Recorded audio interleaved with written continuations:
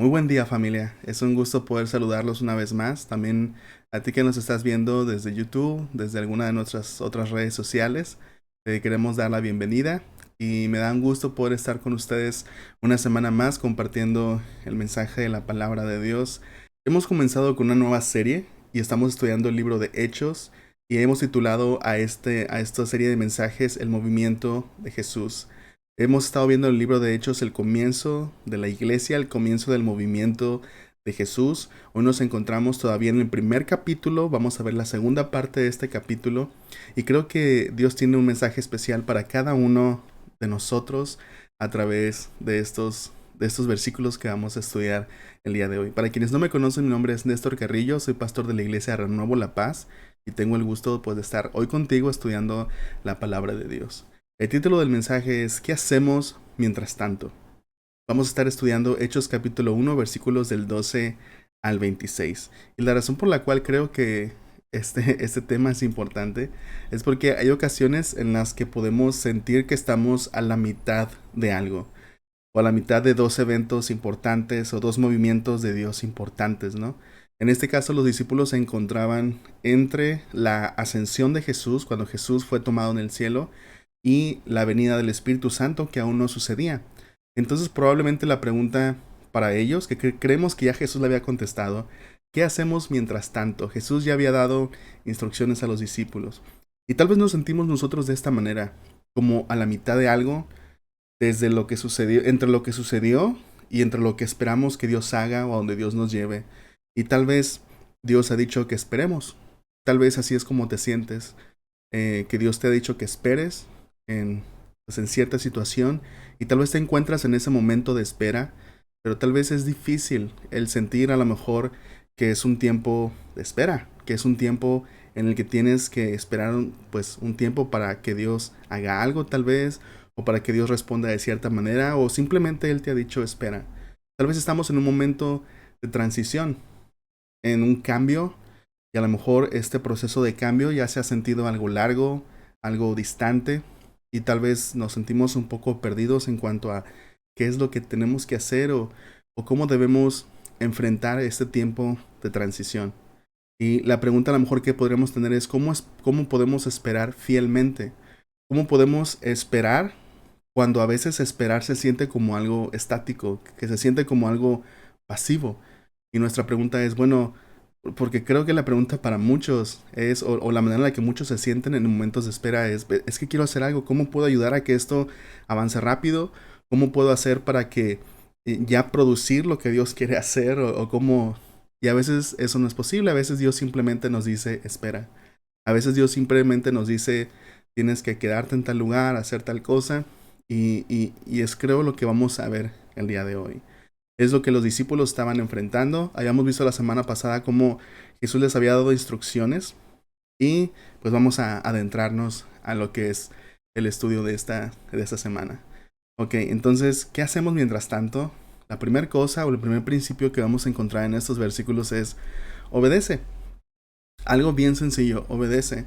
Es decir, pon en práctica lo que Dios ya te ha dicho. Pon en práctica lo que Dios ya te ha dicho. Leamos juntos Hechos capítulo 1 versículos 12 y 13.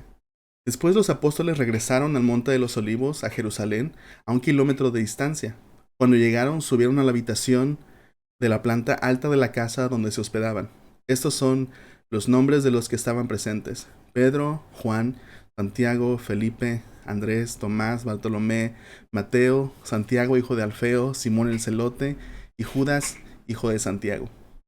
Entonces, em, habíamos visto la semana pasada cómo Jesús da instrucciones a sus discípulos y esas instrucciones van a ser muy importantes para ellos. Jesús ya había dado instrucciones o mandamientos, como dicen otras versiones.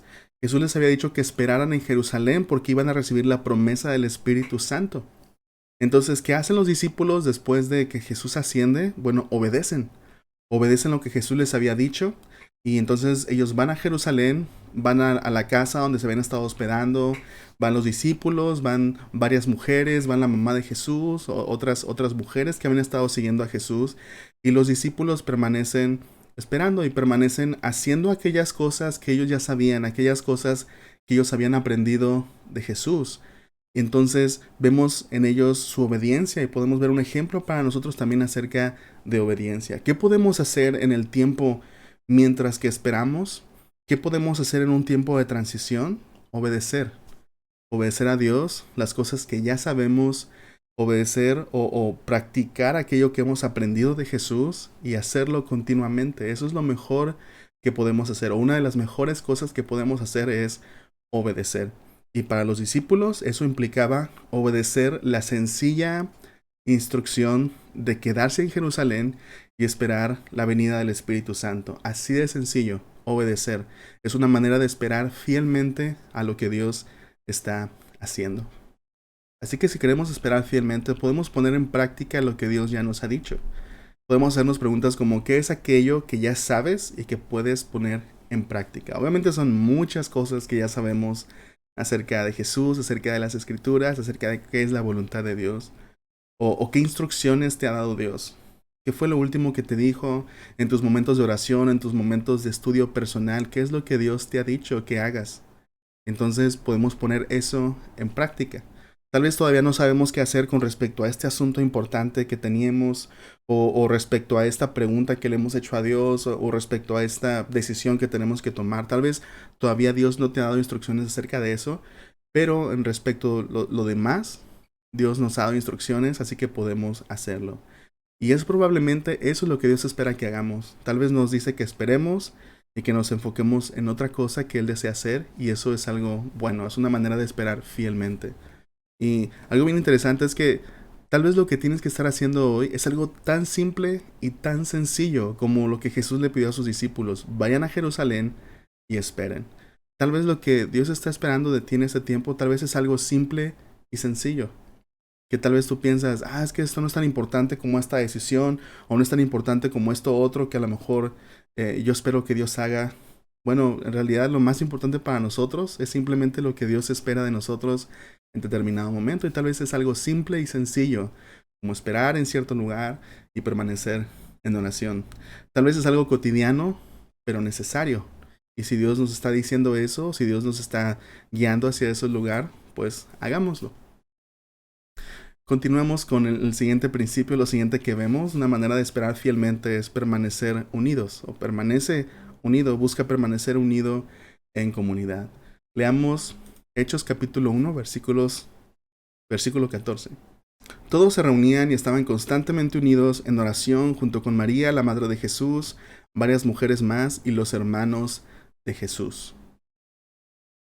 Ok, entonces vemos que los discípulos permanecieron unidos, que es otra de las instrucciones, o es otra de las enseñanzas principales que Jesús les había dado: el amarse unos a otros, el permanecer juntos.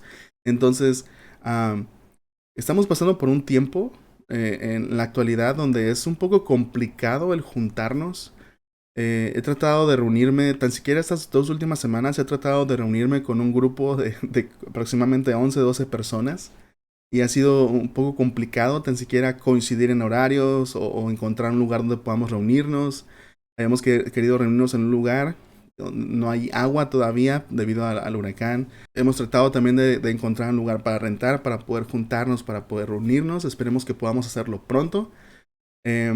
Hemos también en ocasiones intentado hacer como reuniones de oración a través de videollamada, y siempre se han conectado muy pocos, y comprendemos que a lo mejor no todos tienen a lo mejor la facilidad de conectarse a internet, o de usar tal vez alguna de las aplicaciones de videollamada. Entonces es entendible. Pero aunque es difícil estar juntos, no significa que no podamos estar unidos. Y la palabra en estos versículos hace referencia a que estaban unidos como tejidos en un mismo corazón, en un mismo sentimiento, en una misma mente. Es decir, que estaban unidos por algo en común, en este caso Jesús. En este caso las instrucciones que Jesús había dado, lo que les había dicho que esperaran, y en la visión que ellos tenían de ser testigos en Jerusalén, en toda Judea, en Samaria, hasta lo último de la tierra. Estaban unidos. Si había muchas cosas diferentes en ellos, y eran diferentes en tantas cosas, políticas, sociales, económicas, ideológicas, algo que los unía era Jesús. Entonces podemos estar unidos y podemos buscar esa unidad, podemos buscar ese compañerismo que nos ofrece el poder tener a Jesús en común. Ellos permanecieron en Jerusalén hospedados en una casa. Los 11 apóstoles, nos dicen estos versículos que estaban los 11 apóstoles, estaba la mamá de Jesús, estaban las esposas de los apóstoles. Creemos que eran las esposas de los apóstoles, algunas de las mujeres mencionadas en estos versículos. Sabemos que por lo menos la mayoría de los apóstoles estaban casados y también otras mujeres que habían seguido a Jesús. Entonces, el primer grupo de seguidores de Jesús o los que continuaban eran tanto hombres como mujeres y podemos asumir que eran sumamente distintos. Tan solamente pensar en Marcos, que era un cobrador de impuestos, y pensar en Simón el Celote, son partidos políticos totalmente opuestos, o por lo menos eran, y ahora están unidos en Jesús. Entonces, es esta clase de unidad la que vemos y esta clase de unidad que obviamente también se expresaba en comunidad, en estar juntos, en compartir vida, no solamente actividades de iglesia, como podríamos decirlo, sino compartían vida juntos, seguían a Jesús juntos. Vamos a ver algo en el libro de Hechos y también encontramos algunas de estas cosas en las cartas también de Pablo, de cómo los hogares de algunas personas habían sido puntos importantísimos de encuentros con Jesús y ahora de encuentros entre los discípulos y otras personas o encuentros estratégicos de la iglesia. Y vemos que ahora los discípulos regresan a Jerusalén y estaban hospedándose en una casa y por lo general se nos dice que estaban en el lugar alto, en el aposento alto o en la parte de arriba de la casa. Entonces, los hogares se convierten en un punto estratégico para el movimiento de Jesús. Las personas abrían sus hogares y servían para ministrar, para servir, para descansar, para hospedar a las personas que trabajaban o simplemente para hospedar a iglesias. Ahora con los discípulos pues no sería diferente como era con Jesús antes. Muchas casas de personas se convirtieron en hogares para iglesias en regiones incluso fuera de Jerusalén. Sin personas dispuestas a abrir sus hogares, el ministerio de Jesús y de los apóstoles hubiera sido un poco más difícil, ¿no? Tal vez no hubiera sido imposible, pero hubiera sido un poco más difícil. Entonces, en Romanos, por ejemplo, 16:23, dice, los saluda Gallo, hospedador mío, y de toda la iglesia los saluda Erasto, tesorero de la ciudad, y el hermano Cuarto. En 1 Corintios 16:9 leemos, las iglesias de Asia les saludan. Aquila y Priscila con la iglesia que está en su casa los saludan mucho en el Señor. Romanos 16:5. Saluden también a la iglesia de su casa.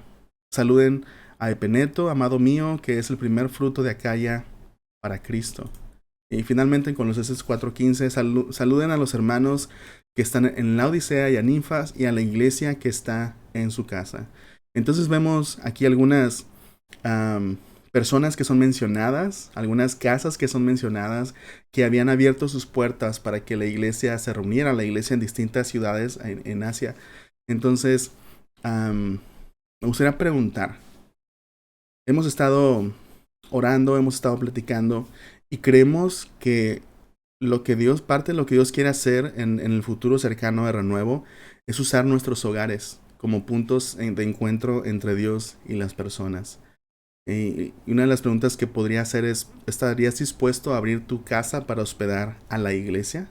Tal vez no a la iglesia completa, pero para hospedar a la iglesia como tal.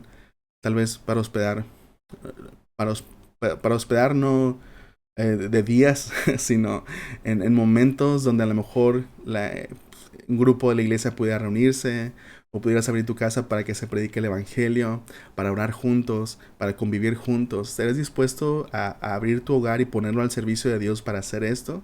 Para que sea un punto de encuentro entre la iglesia y Dios o la iglesia y otras personas. ¿Estarías dispuesto a abrir tu casa como un punto de encuentro entre Dios y las personas de tu comunidad? Creo que en el tiempo que estamos viviendo, y creo que parte de lo que Dios quiere hacer a través de nosotros como iglesia es comenzar a vivir más como un movimiento, más que como una iglesia que solamente se reúne en un edificio.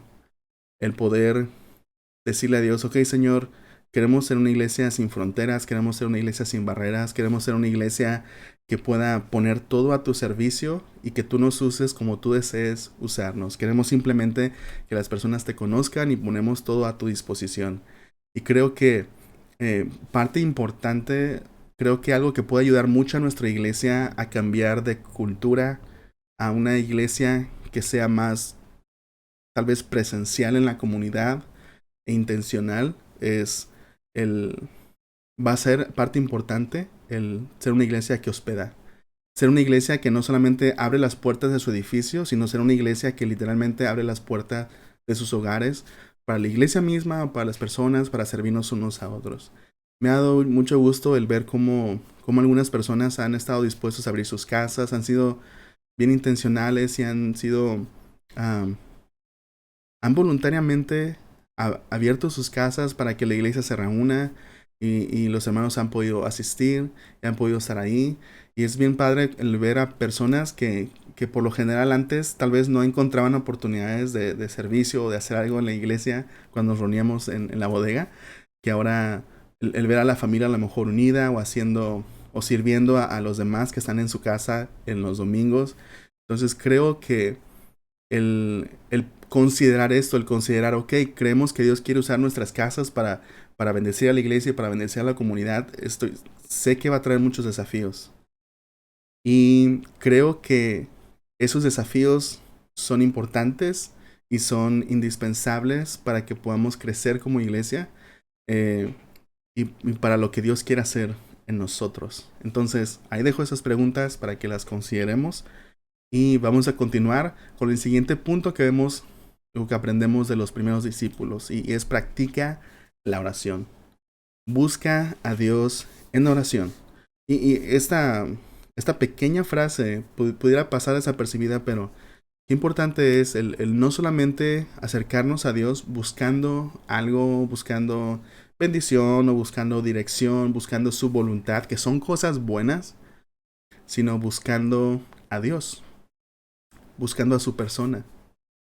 Qué padre es, qué emocionante es y qué refrescante es el poder acercarnos a Dios y decir, Señor, hoy vengo a buscar, pero no vengo a buscar algo de ti, vengo a buscarte a ti. Vengo a encontrarme contigo y simplemente quiero conocerte más. Creo que es algo muy especial. En Hechos 1, del 1:14 leemos: todos se reunían, estaban constantemente unidos en oración junto con María, la madre de Jesús, varias mujeres más y los hermanos de Jesús. Bueno, aquí solamente un paréntesis. Es bien curioso que ahora los hermanos de Jesús, los hermanos de sangre de Jesús, ahora son contados con los discípulos de Jesús. Imagínense. ¿Por qué? Porque leemos en los evangelios que los hermanos de Jesús no creían en Jesús. No lo seguían durante su ministerio, no creían en él, y es sumamente raro. Y ahora lo que vemos en el libro de Hechos es que ahora los hermanos de Jesús son contados entre los discípulos. Y eso es importante porque creemos que lo único que pudo haber provocado eso, si las personas cercanas a Jesús, en este caso su familia, no creían en Jesús, y después de su muerte, una muerte en la cruz, después de una muerte que para muchos significó Jesús no es el Mesías, porque el Mesías no se supone que muriera. ¿Qué pasó entre su muerte y este versículo para que los hermanos carnales de Jesús creyeran en Jesús? Tuvo que haber pasado algo insólito, algo difícil de explicar, algo con propósito para que ellos creyeran. Si no creyeron en Jesús mientras estaba vivo, mientras realizaba su ministerio, ¿qué fue lo que provocó que creyeran ahora que estaba muerto? Bueno, creemos que fue porque Jesús resucitó y porque se presentó delante de muchos de sus seguidores. Se presentó, nos dice Pablo, incluso en una vez delante de 500 personas, y creemos que parte de esos momentos en que Jesús se presentó a sus discípulos, probablemente sus hermanos estaban presentes. Y fue lo único que pudiera haber provocado que ahora sus hermanos son contados como discípulos de Jesús. Siendo que antes no lo seguían, no creían. en Él. Bueno, eso solamente fue un paréntesis muy rápido. Entonces vemos que estaban unidos en oración. Ya vimos la importancia de la unidad y eso aplica también en la oración, la importancia de la comunidad. Algunas personas abrían sus casas para que la iglesia se reuniera para orar. Y en este caso la oración se vuelve central porque Jesús les dijo, esperen la venida del Espíritu Santo. Ellos están esperando. Y cuando están orando, ¿qué creen ustedes que están pidiendo? Están pidiendo la venida del Espíritu Santo. Están pidiendo acorde a la voluntad de Dios. Y si no escuchaste a un mensaje en Job donde hablamos acerca de la oración del Padre Nuestro, la tenemos en nuestro canal de YouTube, y porque creo que es una oración importante el orar por la voluntad de Dios para que su reino venga, el estar afinados con la voluntad de Dios. Parte de la unidad que la iglesia gozaba o este movimiento de discípulos gozaba es por la oración. El orar juntos por una misma cosa, el orar juntos, esperando juntos a la venida del Espíritu Santo. Pero la oración individual también es importante y vital. De hecho, en uno de los versículos donde los discípulos le piden a Jesús, enséñanos a orar, es bien importante esa petición de los discípulos, enséñanos a orar, porque la oración era algo común para hombres judíos, pero ellos habían visto en Jesús algo diferente. No solamente cómo la oración de Jesús tenía resultados, cómo tenía una comunión con el Padre, sino que veían en Jesús el tiempo que él dedicaba a la oración, los momentos importantes que Jesús dedicaba a la oración, y ellos dijeron, Jesús, enséñanos a cómo orar. Y si para Jesús fue la oración algo central para su vida, ¿qué tanto más para nosotros la oración es central para nuestra vida? El poder orar, el poder tener una vida de oración y el también orar juntos. Los discípulos sabían esto y, y, y deseaban el permanecer juntos en oración. Así que podemos reconocer que debemos practicar la oración. Algo que puedes hacer si no sabes cómo orar, o si estás pensando, si eh, has tenido dificultades para orar, saber qué orar, usa la oración modelo de Jesús, el Padre Nuestro. Usa el Padre Nuestro como un modelo de oración. Lo encuentras en Lucas capítulo 11, en Mateo capítulo 6. Y úsalo como un modelo de oración y pide lo que está ahí y puedes añadir tus palabras, lo que tú quieras pedir. Aparte momentos durante la semana para orar. Vemos en la Biblia, en los evangelios, cómo Jesús se apartaba a un lugar desierto para orar, cómo Jesús se levantaba temprano para orar, porque pensando en Jesús, una persona súper ocupada, constantemente rodeado de personas, con una agenda, en muchas ocasiones una agenda llena, muchas personas buscándolo. Estoy seguro que si Jesús hubiera tenido un cuarto, todo el día hubiera estado escuchando tocar a la puerta. Y Jesús sabía la importancia, en este caso para él era necesario retirarse a un lugar desierto. A veces se perdía de sus discípulos, los discípulos lo buscaban y no podían encontrarlo tan bien que Jesús se escondía. Y probablemente muchos de nosotros ocupamos hacer esto, ocupamos escondernos. Tal vez tú necesitas esconderte o buscar intencionalmente esos momentos de soledad donde puedas sin distracciones encontrarte con Dios. Y recuerdo que cuando estábamos hablando hace unos meses acerca de tener un día de descanso, un día como un sabbat, yo vi la cara de muchos así como que eso es imposible hacer eso en nuestros tiempos, es imposible hacer eso con mi trabajo, es imposible hacer eso con mis niños, es imposible hacer eso con mi familia, es imposible hacer eso con todas las cosas que tengo que cargar o todas las cosas que tengo que hacer. No es imposible, sé que es difícil.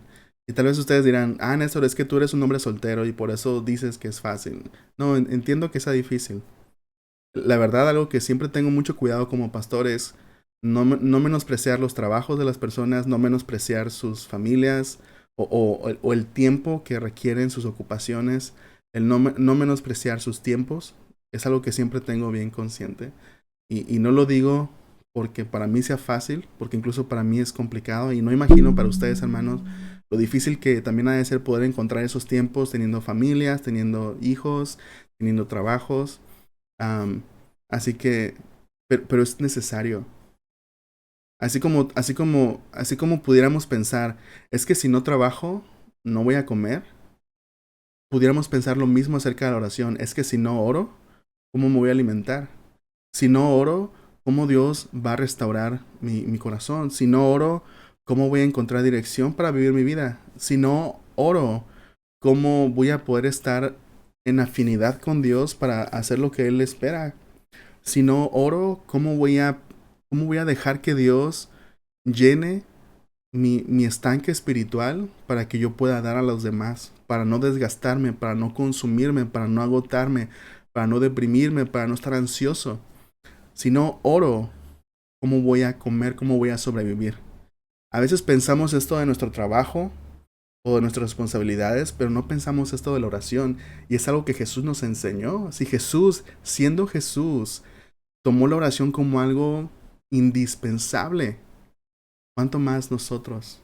Y probablemente aquello que está trayendo tanta am, ansiedad o temor a tu vida es el hecho de que no has apartado un tiempo para buscar a Dios y dejar que Dios te ministre, dejar que Dios restaure tu alma y restaure tu corazón. Así que aparta esos momentos. Otra cosa es practicar disciplinas espirituales, y solamente aquí puse el ayuno. Y el ayuno no es solamente de alimento, el ayuno es eh, simplemente privarte de alguna cosa o renunciar a algo por un momento con un propósito. En este caso con el propósito de orar, con el propósito de buscar a Dios. Y hay personas que ayunan a lo mejor de alimentos. Algunas personas que por su condición de salud a lo mejor no dejan todos los alimentos, pero sí se abstienen de algunos alimentos. Eh, Hay personas a lo mejor que ayunan de tecnología, que a lo mejor dicen, ok, eh, durante este día, a partir de las 3 de la tarde, voy a apagar todos mis dispositivos, no voy a prender la computadora, no voy a prender la tele, no voy a poner en silencio mi celular, voy a apagar mi celular y voy a apartar ese tiempo simplemente para estar en comunión con Dios. Entonces, qué importante es que practiquemos estas cosas y orar junto a otros. Hay momentos en los que podemos decirle, hablarle a algunos hermanos y decirle, hermanos, ¿por qué no nos juntamos y por qué no nos juntamos a orar? ¿Sí? Hacemos una carnita asada o hacemos un cafecito y podemos orar juntos, orar unos por otros y orar específicamente por esto. Entonces, es algo que aprendemos de los primeros discípulos de Jesús. Lo siguiente, usa el sentido común santificado. Y admito que esta frase se la robé a David Guzik. Usa el sentido común santificado. Es decir, deja que tu corazón sea moldeado por la palabra. Deja que tu corazón sea moldeado por la palabra. Leamos. Hechos 1 del 15 al 18. Durante aquellos días, cuando aproximadamente 120 creyentes estaban juntos en un mismo lugar, Pedro se puso de pie y se dirigió a ellos. Hermanos, les dijo, las escrituras tenían que cumplirse con respecto a Judas, quien guió a los que arrestaron a Jesús. Eso lo predijo hace mucho tiempo el Espíritu Santo cuando habló por medio del rey David. Judas era uno de nosotros y participó con nosotros en el ministerio. Judas había comprado un campo con el dinero que recibió por su traición. Allí cayó de cabeza, se le reventó el cuerpo y se le derramaron los intestinos. La noticia de su muerte llegó a todos los habitantes de Jerusalén. Ellos le pusieron a ese lugar el nombre en arameo Aceldama, que significa campo de sangre. Esto estaba escrito en el libro de los Salmos, continuó Pedro, donde dice que su casa quede desolada y que nadie viva en ella. También dice que otro tome su lugar. Entonces ahora tenemos que elegir a alguien que tome el lugar de Judas entre los hombres que estaban con nosotros todo el tiempo mientras viajábamos con el Señor Jesús, desde el día que Juan lo bautizó hasta el día que fue tomado de entre nosotros. El que salga elegido se unirá a nosotros como testigo de la resurrección. Entre la ascensión de Jesús y la llegada del Espíritu Santo, los discípulos se dedicaron a la oración y, y nos dice Lucas que sucedió entonces esto. Estaban 120 discípulos reunidos. Podemos considerar que estaban los que antes ya mencionamos, más probablemente para que se completen los 120. Entonces, mientras están reunidos, Pedro se levanta. Y es interesante porque entonces Pedro comienza a tomar liderazgo. No por sí mismo, sino es algo que Pedro comprendió que Jesús esperaba de él. Y no solamente de él, sino que de otros. Habría no solamente... Bueno, Pedro sería considerado uno de los pilares de la iglesia, pero no sería considerado el único pilar de la iglesia.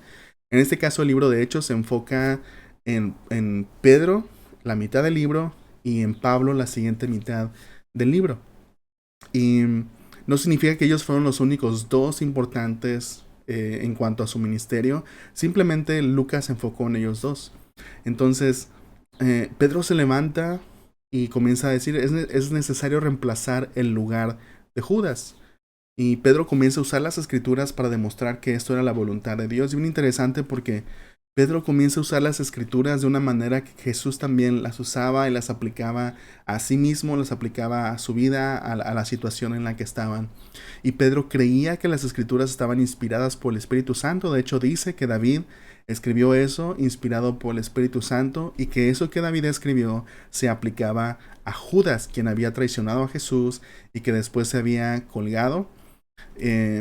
Algunas personas, hablando acerca de la decisión que ellos tomaron de elegir a Matías como el sucesor de Judas o como quien reemplazaría el lugar de Judas, algunas personas cuestionan si esto realmente era necesario, si era realmente necesario reemplazar el puesto de Judas.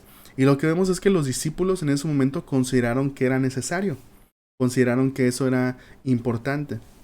Y por eso en su comentario David Guzik dice que ellos simplemente estaban usando su sentido común santificado, es decir, guiados por las escrituras, movidos también de alguna manera por el Espíritu Santo.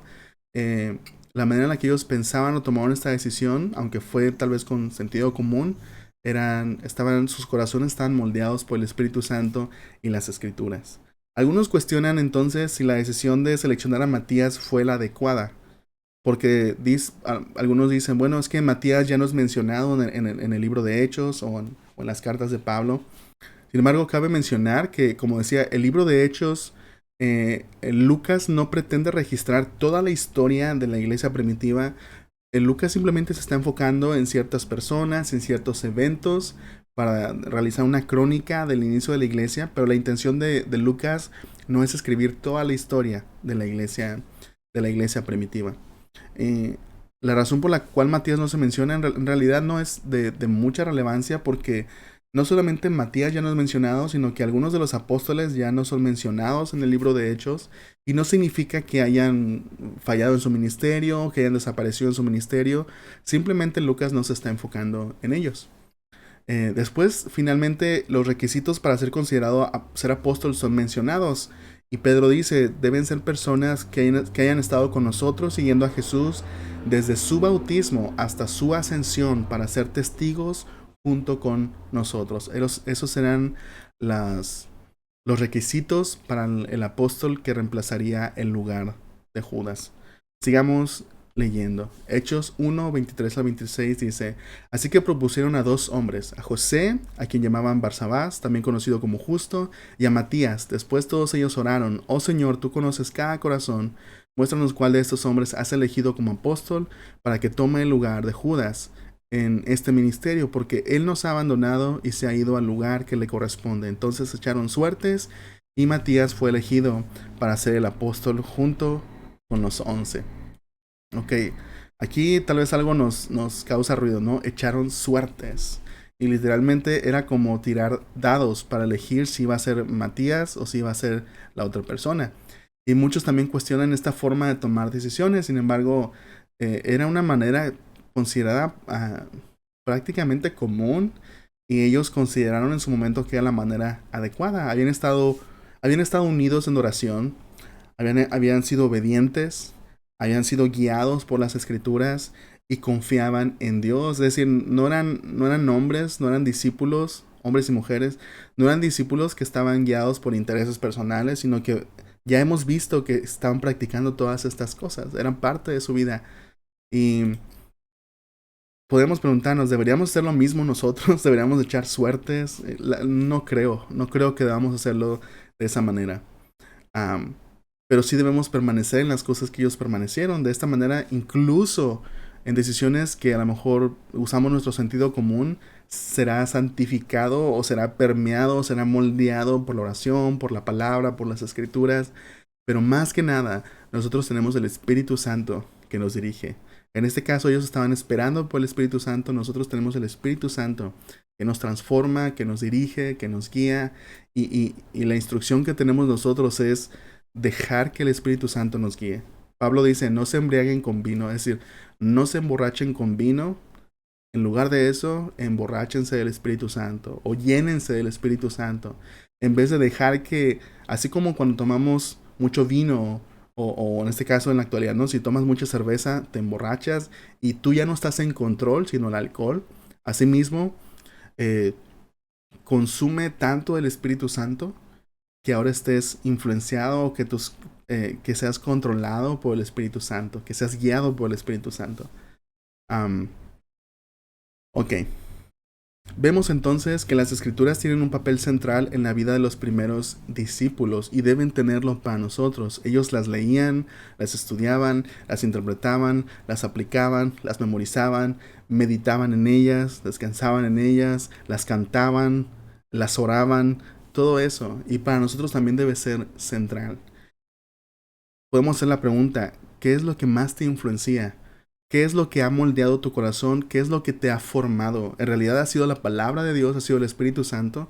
¿O hemos sido formados por la cultura? ¿Hemos sido formados por las películas que hemos visto, por las series que vemos, por la música que escuchamos, por las cosas que leemos, por los podcasts que escuchamos, por los libros que leemos?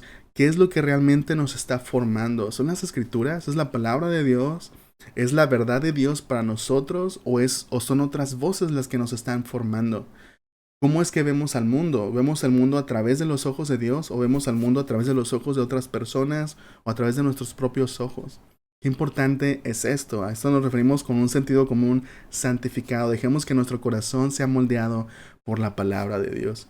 A mí me gustaría sugerirte algo que tal vez no hacemos. Creo que es lo menos común, pero algo que ha sido de mucha bendición para mi vida, el haber crecido en una iglesia bautista, algo que ha sido de mucha bendición para mi vida, ha sido el memorizar las escrituras, memorizar versículos bíblicos o memorizar porciones un poco más grandes.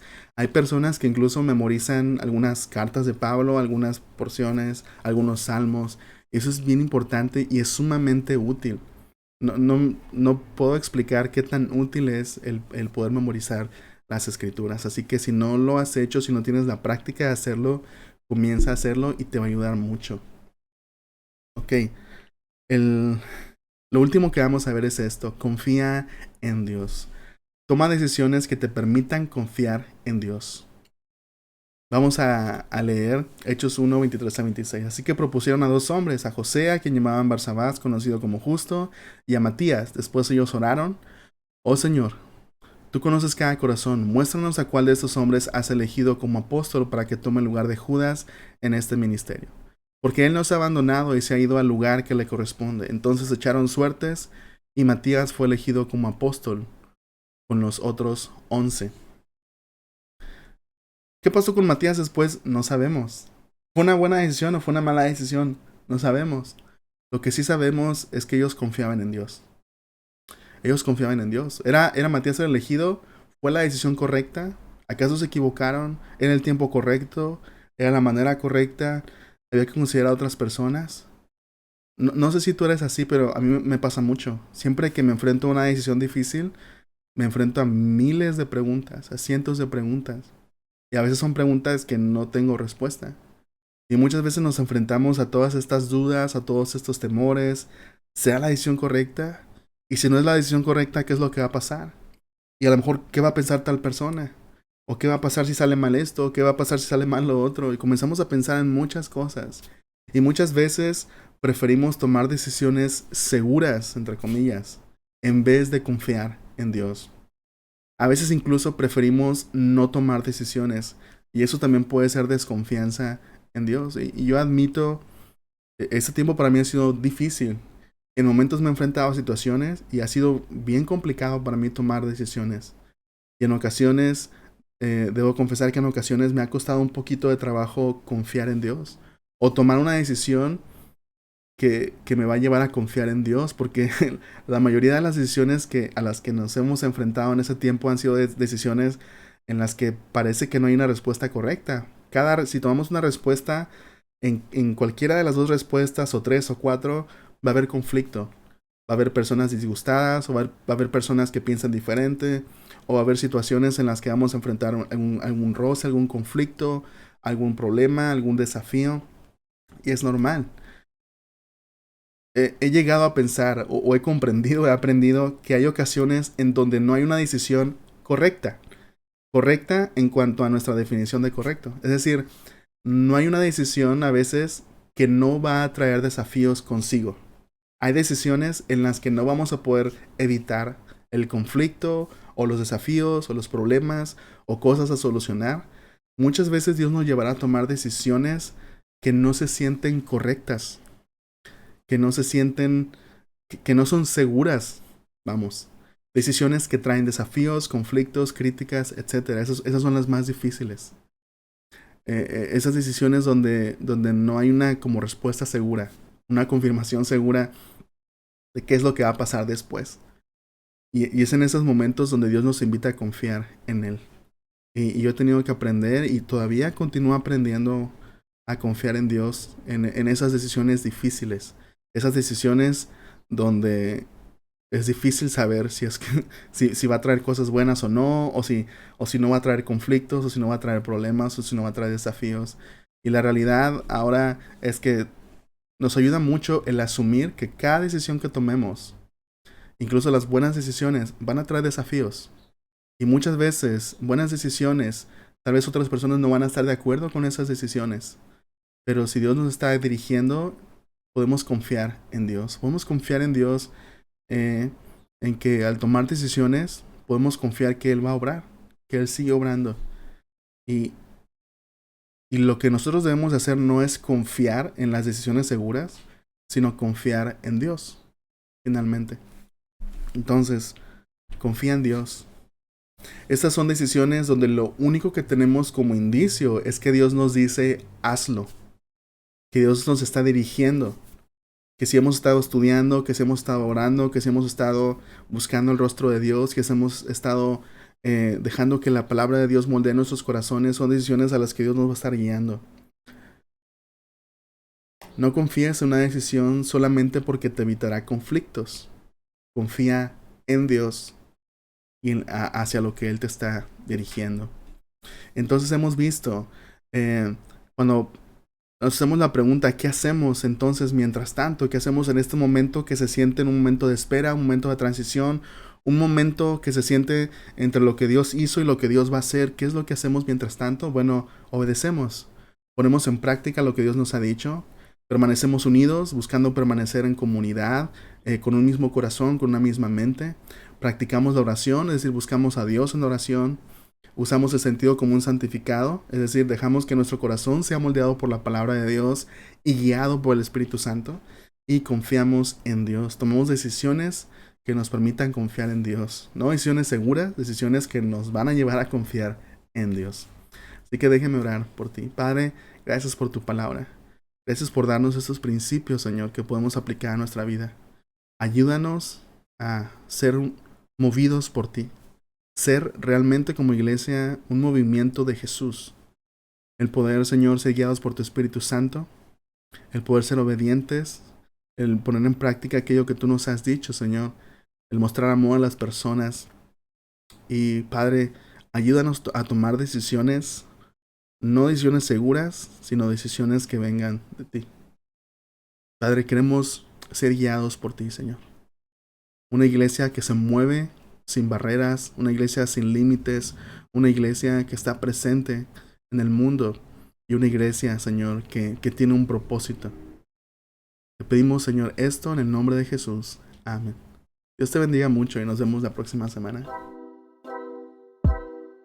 Gracias por quedarte con nosotros hasta el final del video. Si deseas recibir notificaciones de los videos que subimos, asegúrate de suscribirte al canal y hacer clic en la campanita. En la descripción del video encontrarás un enlace donde podrás descargar una guía de preguntas de aplicación que te ayudarán a profundizar y pensar en cómo aplicar a tu vida los principios que acabas de escuchar. Síguenos en nuestras redes sociales, nos encantaría conectar contigo. Todos los enlaces los encontrarás abajo en la descripción.